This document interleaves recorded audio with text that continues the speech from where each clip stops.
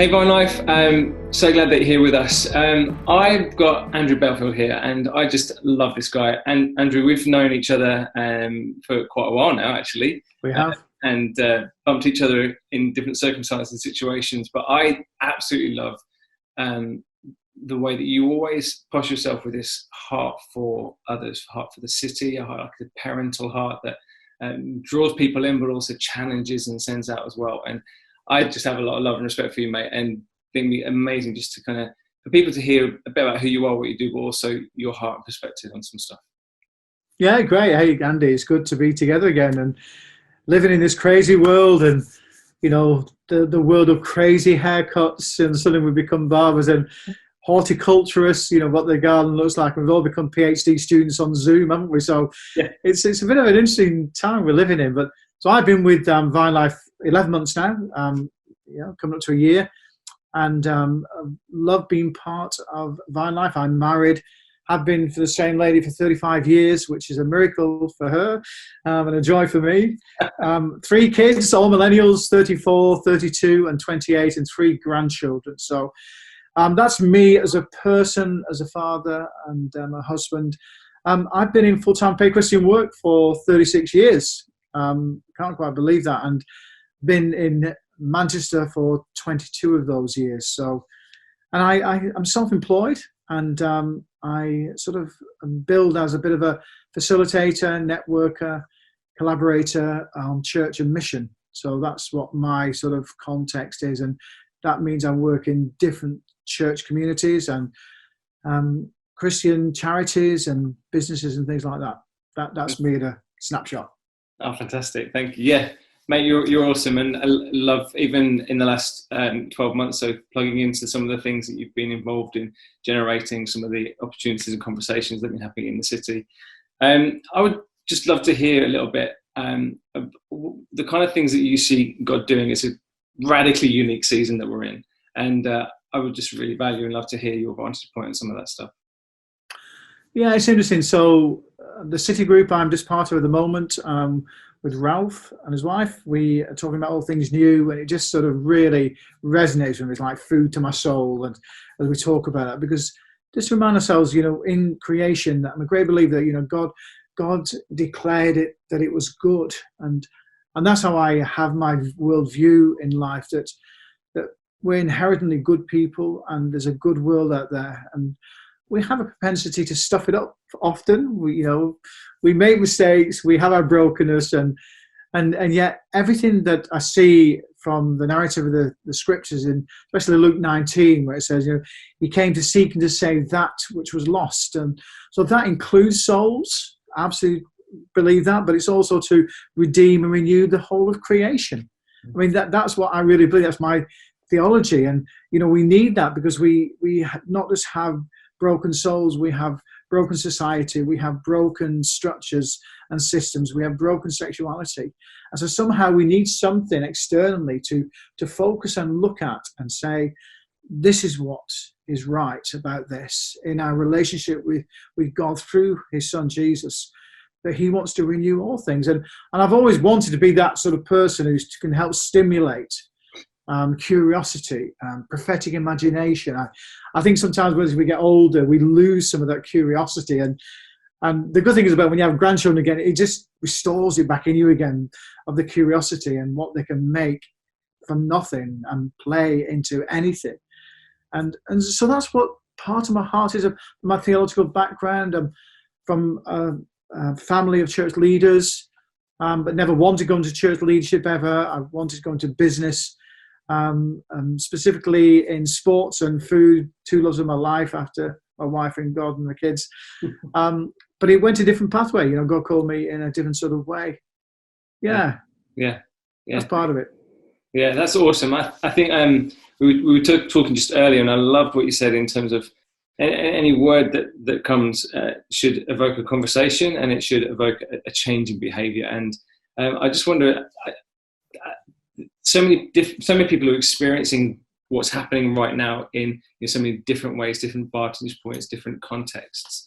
And I just wonder for you if there's something that you would set as a bit of a kind of a compass a bit of a signpost for us as a posture in that, in terms of, that kind of stuff you're talking about in regards to there's good actually in all of us, and there's good in what God has instilled and seeded in us, and so how we push ourselves to lean into that which is good, and to not necessarily avoid this season, but actually to move and walk through it.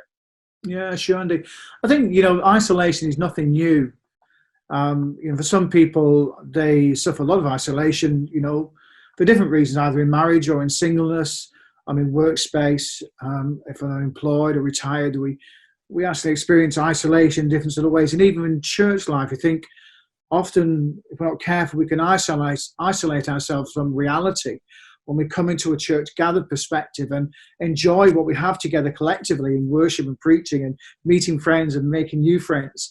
But we can isolate our reality, so we can almost create this sacred secular divide as, okay, now I'm in church with God's people and having a good time, and I can forget all my brokenness and all the pain and rubbish I have to deal with out there. But actually, it was never the case of what Jesus wanted to do with his church. He welcomes us. No, bring all that inside, Bring your brokenness and your pain and disappointments. This is what we're here for, to help each other. So I think, even in our natural isolation we've had to be involved in recently with the virus, actually we experience this isolation all the time. We've got to be careful not to isolate from the reality we live in, rather to see our gathered times as sort of an incubating time to transform us through worship, transform us through preaching, transform us through the things we learn on the grassroots with everybody as we're around, having coffee together, and then to actually incubate us to go to our everyday context, in our streets, in our homes, in our workplaces, in times we have leisure, the times whatever we do, meeting people, that we can see that transformation. And I think that's part of the redemption that God wanted through his son, that we should have this. And to say, if you look at the actual creation story, the original mandate was to go and multiply and fill the earth. And yet often what we do, I think, especially in church leadership, we're not careful, that we move that away from the centering of filling the earth to fill the church. And so it's very much of how many people we get in as to make us feel good and we're important and all. So not that you guys will feel that at all in my life, but you had a different pathway. But actually lots of church leaders do that. And they get the sense of belonging, identity, because of the numbers of people we have together, because they're looking to fill the church and not fill the earth. And my whole centering, Andy, has always been how can we fill this earth, with the presence of God. And so I have a little terminology which I use to help me frame what I do, in the sense of I try to create sacred spaces in unexpected places. That's what I do. And I do that formally, but I also do that informally. So every time I go out, and I love coffee, as some of you know who know me, and I love meeting people over coffee and having conversations and listening and help who kind of connect people to, and how can I help facilitate and serve their dreams in that sort of way. But so I try to create a sacred space. When I'm not even with Christian people, I always ask the question, okay, Lord, what are you doing in this place with these people? So whether I'm in TAC or Federal or a whole host of other ones I go to, coffee shops, I said, what are you doing in this place? And do I need to be part of that at this time?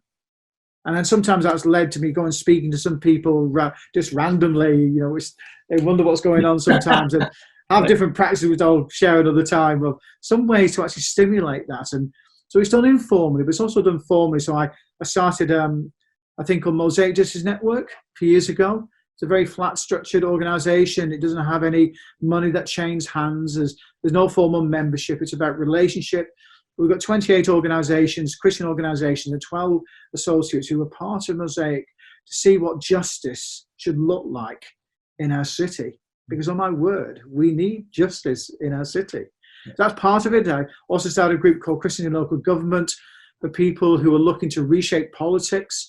So city councillors and government officers, people who have an interest in politics, to say, come on, we can do better than this. It doesn't have to be this way. And that's really good how that goes through. And recently, this last 3 months, started another group called Christians in Caring Professions.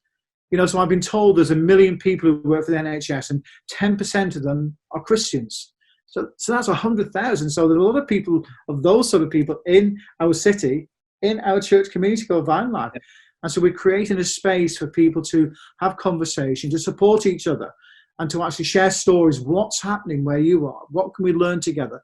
And then maybe shaping culture, through the things like the gifts of the Spirit. What does that look like in those areas of space? What do the Beatitudes look like as Citizens Charter where we are? So those are some of the spaces that I try to create.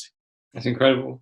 Well, Matt, I feel like you've really brilliantly articulated so much of the heart of certainly this church in the city. And I just wondered if you would mind praying for people. I think particularly, just the thing that really stirred me as you were speaking was like, I just want to fill a church building. I just don't want to shove people into a room and build some sense of conformity.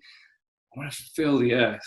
Fill the earth with the goodness of God, everything, the richness of who He is in and through who we are and what we do. So I'd be amazing if you to pray. Yeah, absolutely. Just before I pray, just one last comment is, so when I was much younger and wanting to not fill the church, but have the biggest church in the country, that was me many years ago. And we talked very much with the narrative of, taking our cities for God and all that sort of stuff. And it was very the strong narrative of that day. And it was very, aggressive in confrontation, all that sort of stuff. And over the years, thankfully, I think I've hopefully learned a bit more grace and trying to move where I think Christ is more centered and happy in that. So, and I was thinking just before we came on that, what should we be doing? What should we be looking to do for our city in these coming months? Because, oh my word, it could get really messy out there in big ways, and we have to be ready for that. We have to be visible as a church community and vibrant in it as well. But the thought came to me that maybe instead of just taking our cities for God, that we should be looking to wash the feet of our city. What would that look like? That would be something special. Yeah.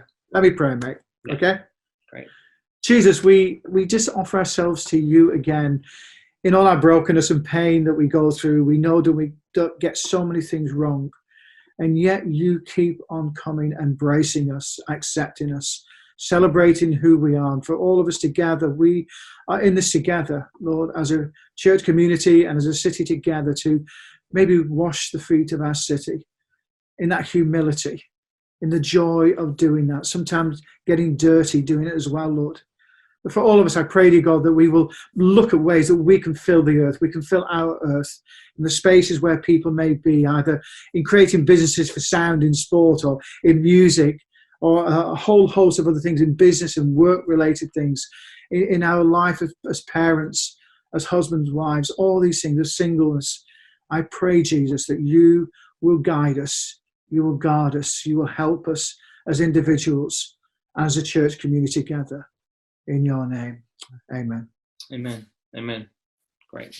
Thank you so much, Andrew. I just always love and appreciate your wisdom and your heart. And I'm sure many people are just going to be really inspired by that. And guys, we really want to continue to just kind of hear what's happening for you in the city, hear your good news stories. You can email us at goodnews@vinelife.co.uk.